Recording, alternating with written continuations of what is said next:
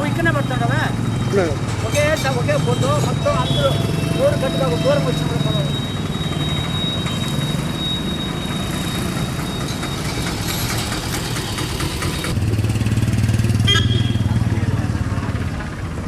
జయప్రదం చేయండి మధ్యాహ్న భోజన పథకం 3వ రాష్ట్ర మహాసభలను జయప్రదం చేయండి మధ్యాహ్న భోజన పథకం 3వ రాష్ట్ర మహాసభలను విజయవాడలో జరిగే రాష్ట్ర మహాసభలను జయప్రదం చేయండి 3వ రాష్ట్ర మహాసభలను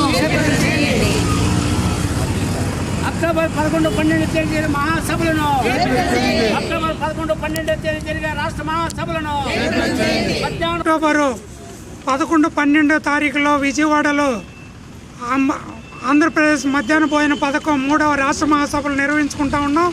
గతంలో చిత్తూరులో 2వ మహాసభలు మనం నిర్వహించుకోవడం జరిగింది. రేపు జరిగేటువంటి 11, 12లో జరిగేటువంటి రాష్ట్ర మహాసభలో ఈ రాష్ట్ర వ్యాప్తంగా సుమారు 80,000 మంది కార్మికులు పథకంలో పనిచేస్తూ ఉన్నారు.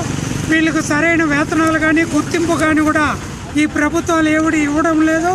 అందువల్ల రేపు జరగబోయే మహాసభల్లో కూడా నూతన కమిటీని ఎన్నుకొని భవిష్యత్తులో వీళ్ళకు వేతనాలకు సంబంధించి వీళ్ళంటి ఒక కార్యక్రమం తీసుకొని భవిష్యత్తు పోరాటాలకు శ్రీకారం చుడతాము.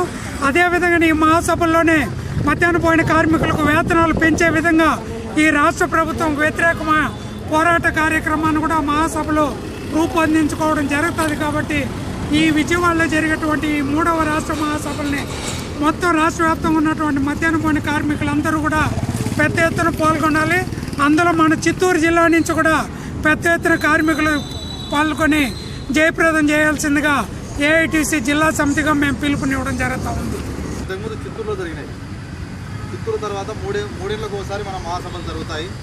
కాబట్టి ఆ 3 ఏళ్ళ తర్వాత 3 ఏళ్ళు అయిపోయింది కాబట్టి నెక్స్ట్ మళ్ళీ మన రాష్ట్ర మహాసభలు అవి ఉంటాయి.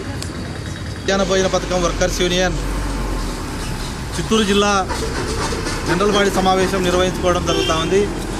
ఈ కార్యక్రమం ముఖ్యంగా రేపు అక్టోబర్ 11వ తారీఖున విజయవాడలో పెద్ద ఎత్తున ఈ ఆంధ్రప్రదేశ్ మధ్యాహ్న భోజన పథకం వర్కర్స్ యూనియన్ రాష్ట్ర మహాసభలు జరుగుతూ ఉన్నాయి. కాబట్టి ఆ మహాసభలు జయప్రదం చేయాలని పిలుపునిస్తూ ఉన్నాం. అందులో భాగంగానే ఈరోజు అధికారంలోకి వచ్చినటువంటి కూటమి ప్రభుత్వం ఈరోజు డొక్కా సీతమ్మ మధ్యాహ్న భోజన పథకం అనే పేరు నామకరణం చేయడం జరిగింది.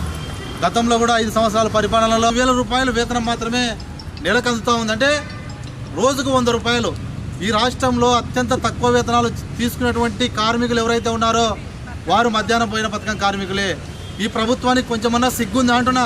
ఈరోజు నారా లోకేష్ గారికి మేము ఒకటే చెప్తా ఉన్నాం, మీరు విద్యాశాఖ మంత్రివర్యులుగా మీ శాఖలో ఈరోజు కార్మికులు అనేక ఇబ్బందులకు గురవుతూ ఉన్నారు అంటావు.